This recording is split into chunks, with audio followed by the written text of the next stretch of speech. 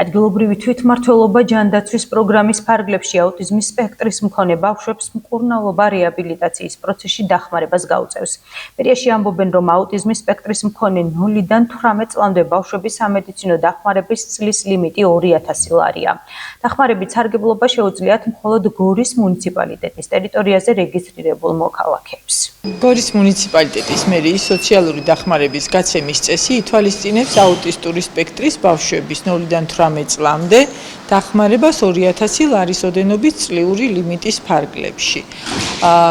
აღნიშნული მოქალაქეები მოგმართავენ განცხადებით და მშობლები უпростоრად მოგმართავენ განცხადებით და იღებენ სარეაბილიტაციო ცენტრებში, გორის მუნიციპალიტეტის ტერიტორიაზე არსებულ სარეაბილიტაციო ცენტრებში დახმარებას.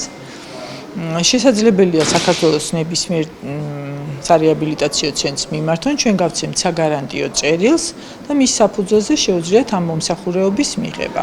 2024 წელს ისარგებლა 159-მა ბავშვმა 2000 ლარიანი დახმარებით, წელს უკვე მოგმართა 115-მა, მათ შორის არის 19 ახალი შემთხვევა.